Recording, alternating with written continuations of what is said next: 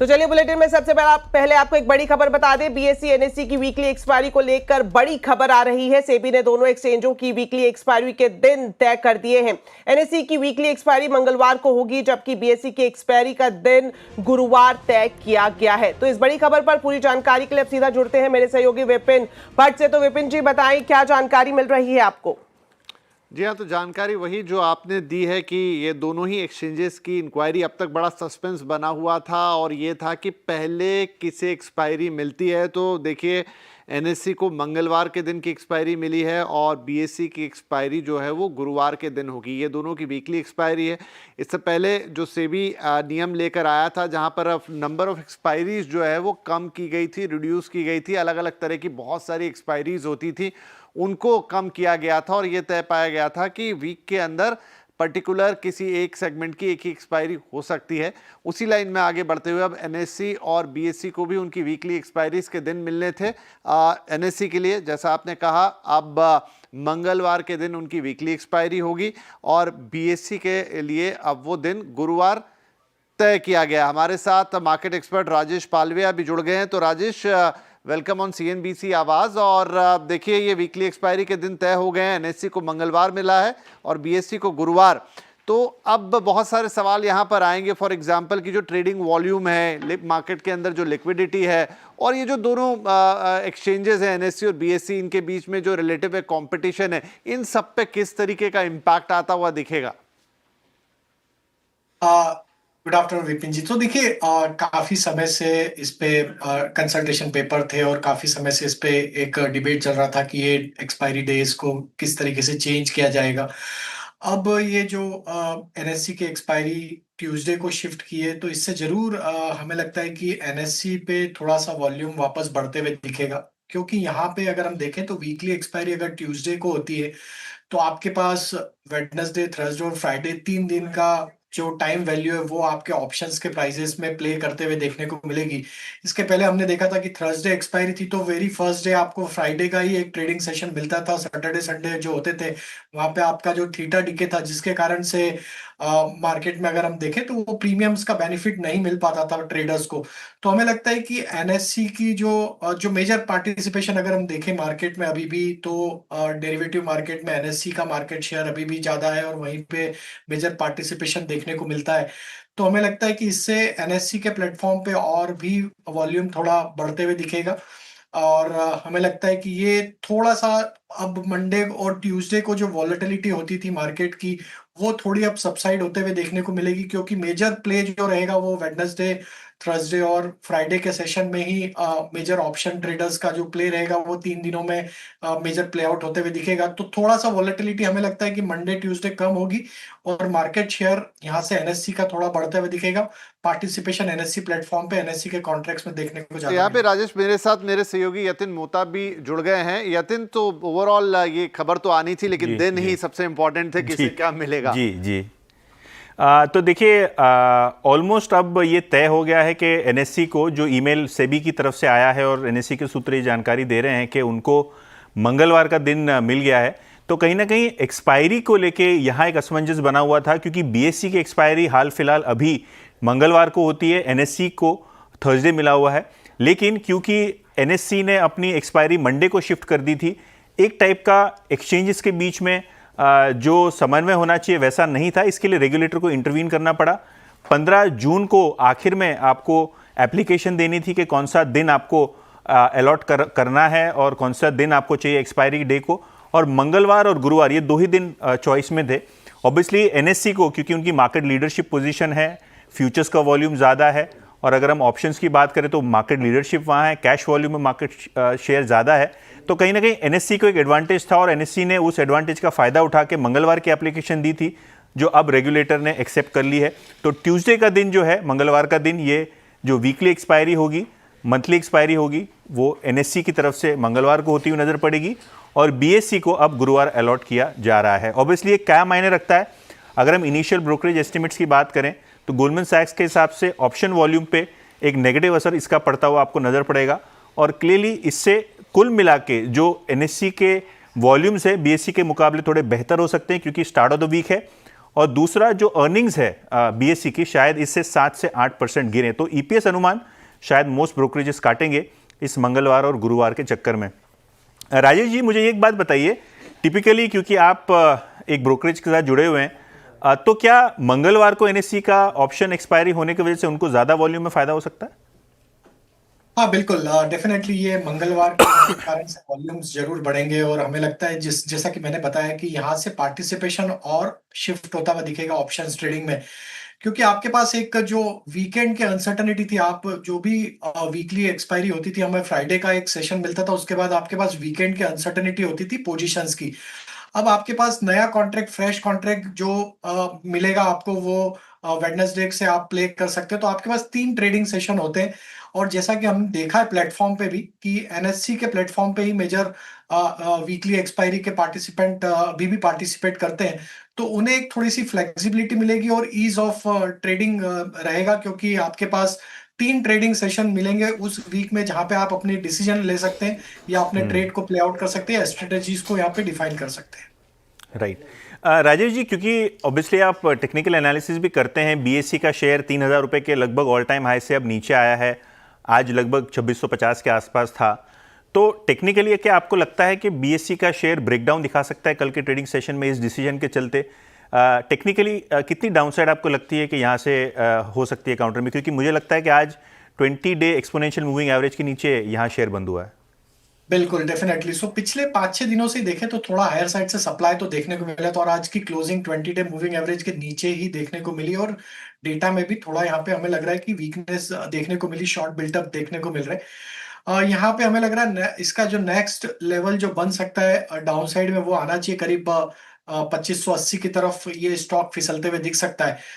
Higher side पे जब तक अब 2740 का लेवल क्रॉस नहीं होगा, हमें लगता है थोड़ा बायस नेगेटिव रहेगा, क्योंकि स्टॉक ने 20 डे मूविंग एवरेज तोड़ा है, शॉर्ट बिल्टअप है।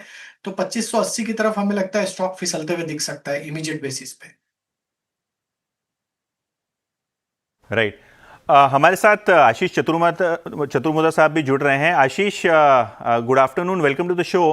ये जो एक्सपायरी का डिसीजन है एनएससी को मंगलवार और बीएससी को गुरुवार, इसका क्या प्राइमा फेसी इम्पैक्ट आप देखते हैं? क्या एनएससी को ज़्यादा वॉल्यूम मिल सकता है? और ओवरऑल जो बीएससी में इतनी फ्रेंजी हुई है, इतनी बड़ी रैली हुई है, क्या इसको थोड़ा बहुत अब करेक्शन की ज़रूरत है, या किस हिसाब से आपको ओवरऑल ट्रेड सेटअप लगता है बीएससी के लिए भी? Good afternoon. तो नमस्कार। बिल्कुल, देखिए मेरे हिसाब से हमने इसकी चर्चा पिछले कुछ शोज में भी की थी और हमने तब कहा था कि बीएससी के अंदर एक तो जो फ्रेंजी रैली बनी है, इतना देखेंगे अगर ट्रेडिंग मल्टीपल पे 80 टाइम्स के ट्रेडिंग ई मल्टीपल पे स्टॉक आ चुका है, जबरदस्त एक अपसाइड है। और ये इसलिए हुआ क्योंकि जो टर्नओवर था, एवरेज डेली टर्नओवर, वो कंटिन्यूसली बीएससी पे था, डबल डिजिट में मार्केट शेयर बीएससी का हो चुका था पूरे डेरिवेटिव्स मार्केट के अंदर में। तो ये जो मार्केट शेयर का लॉस है, ये मुझे लगता है होता हुआ थोड़ा नजर आएगा, क्योंकि ये एक बड़ा मतलब एनएससी को बहुत बड़ा गेन हो जाता है, क्योंकि मंगलवार एक्सपायरी अगर से वहां पर उनको मिलता है तो डेफिनेटली 3 दिन का एक क्वेश्चन मिलता है ट्रेडर्स को अपनी पोजीशन को स्विच करने का, जिसकी वजह से मुझे लगता है मार्केट शेयर वापस से एनएससी के पास आता हुआ नजर आएगा, और जो कि एक शॉर्ट टर्म नेगेटिव ट्रेडर के तौर पर बीएससी के लिए देखा जा सकता है। आशीष, क्योंकि ये मंगलवार बीएससी था, फिर एनएससी गुरुवार था, अब ये पोजीशन चेंज हो जाएगी, तो टिपिकली जब लोग अपना पोर्टफोलियो हेज करते हैं या किसी प्रकार का इंस्टीट्यूशनल एक्टिविटी यहाँ देखने को मिलता है, तो क्या मंगलवार टिपिकली एक प्रेफर्ड दिन रहेगा ट्रेड वॉल्यूम करने के लिए, या इक्वल काइंड ऑफ लिक्विडिटी आपको गुरुवार को भी देखने को मिल सकती है? मतलब लिक्विडिटी वाइज क्या आपको लगता है चीज़ें चेंज हो सकती है? नहीं, देखिए मुझे लगता है कि शायद मंगलवार इतना प्रेफर्ड एक ऑप्शन ना रहे, क्योंकि आप देखते हैं कि जब आप वीकेंड की वोलेटिलिटी को या वीकेंड में कोई ऐसी चीज आ जाए, अनसर्टेनिटी आ जाए, ग्लोबल अनसर्टेनिटी आ जाए, इसको जब ध्यान रख करके आप करते तो आप जनरली देखेंगे कि ये दोनों ही डेट्स पे आपको वॉल्यूम अच्छे देखने को मिलेंगे। बट डेफिनेटली क्योंकि अब मंगलवार की इंपॉर्टेंस हुई है, क्योंकि वहाँ उसकी वजह से आपको चांस मिलता है कि आप नेक्स्ट 3 दिन में अपनी पोजीशंस को कंटिन्यूसली शिफ्ट कर सकते हैं। पर जहां तक के वॉल्यूम का सवाल है, मुझे नहीं लगता बहुत बड़ा डेंट इन 2 डेट्स की वजह से आता हुआ नजर आए। राइट। राजेश जी, आपको भी जोड़ना चाहूँगा, क्या ये जो वॉलेटिलिटी हम लोग देख रहे हैं एनएससी और बीएससी में ऑप्शन एक्सपायरी डे के दिन, या ये मंगलवार गुरुवार के चक्कर में कोई वॉलेटिलिटी तो कम नहीं होगी ना? मतलब लिक्विडिटी हो या वॉलेटिलिटी हो, चीज़ें रूटीन ही रहेंगी, राइट? मतलब इस पर कोई असर आपको नहीं लग रहा है बड़ा?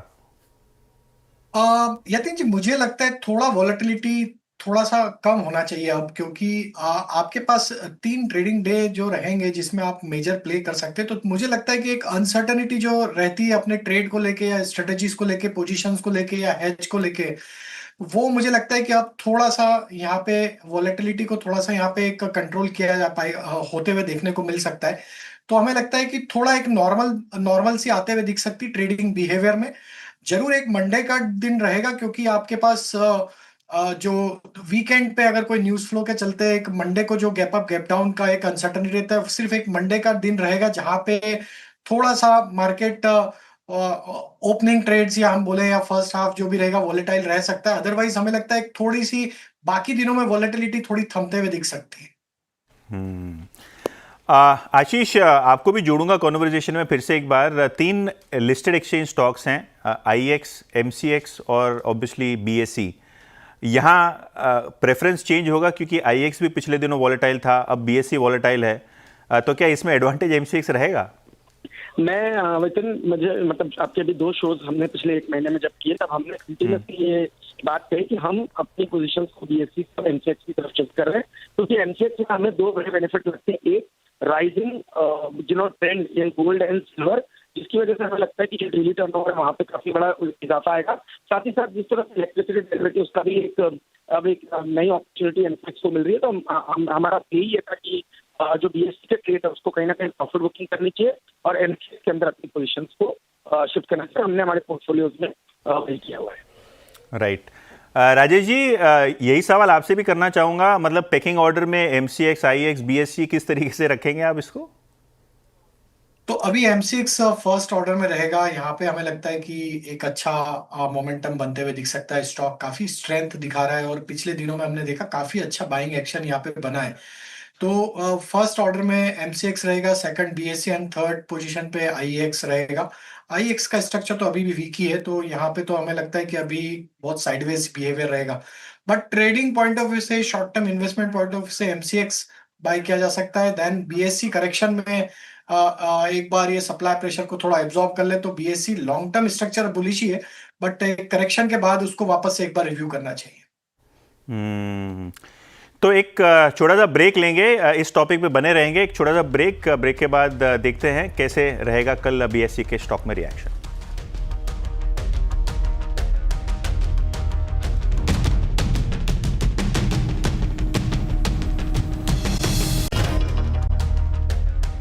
ब्रेक के बाद आपका स्वागत है और अब बात करते हैं इजराइल और ईरान के बीच गहराते युद्ध की। दोनों देशों की तरफ से एक दूसरे पर हमले जारी है। तेहरान के ऊपर इजराइल के लड़ाकू विमान मंडरा रहे हैं, मिसाइल और बमों की बारिश हो रही है। इजराइल एक के बाद एक ईरान के कमांडरों को ढेर कर रहा है। पूरी दुनिया की नजर इस वक्त ट्रंप पर टिकी है, जो समय से पहले G7 समिट से निकल गए। तो पूरा अपडेट अब लेते हैं हमारे सहयोगी हरमस फटाकिया से। तो हरमस, बताएं, जिस तरह से हम देख रहे हैं लगातार दोनों देशों के बीच हमले जारी है और ट्रंप भी वक्त से पहले G7 समिट छोड़कर चले गए हैं, क्या कुछ पूरा अपडेट है, बताएं।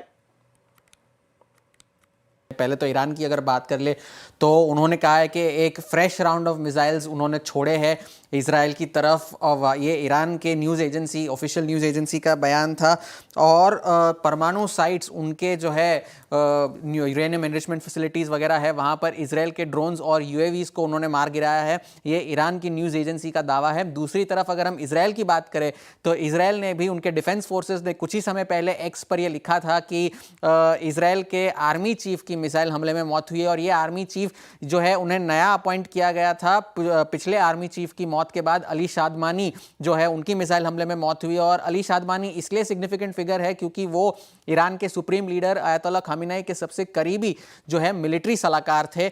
ये इजरायली डिफेंस फोर्सेस की तरफ से बयान आया है। और साथ ही साथ ये भी बयान आया है कि उत्तरी इलाकों में इजराइल के सायरन्स साउंड ऑफ किए गए हैं एक एयरक्राफ्ट इन्फिल्ट्रेशन की वजह से। तो ये इजराइल की तरफ से बयान आए हैं। अब कुछ वक्त पहले आज सवेरे इमैनुअल मैक्रोन ने ये बयान दिया था कि डोनाल्ड ट्रंप जो आप कह भी रहे थे कि G7 से जल्दी निकले हैं, वो इसलिए निकले हैं क्योंकि वो एक सीज फायर डील की पे काम करने के लिए वॉशिंगटन दोबारा रवाना हुए हैं। मगर कुछ ही मिनटों बाद जो है डोनाल्ड ट्रंप ने ट्रूथ सोशल पर ये लिख दिया कि इमैनुअल मैक्रोन जो है वो पब्लिसिटी के भूखे हैं और उन्होंने मेरी बात को गलत समझा है और मैं इसलिए वॉशिंगटन वापस जा रहा हूँ, सीज फायर की वजह से नहीं पर और बड़े फैसले लेने हैं, इस वजह से मैं यूएस वापस लौट रहा हूं। डोनाल्ड ट्रंप ने इस बातचीत को लेकर भी सफाई दी है कि मैं वॉशिंगटन पहुंचकर इस बारे में फैसला लूंगा कि ईरान के साथ बातचीत की जानी चाहिए या नहीं। सुबह भी उन्होंने कहा था कि ईरान के पास मौका था डील करने का, मगर उन्होंने डील नहीं करी तो इसका नतीजा उन्हें भुगतना होगा।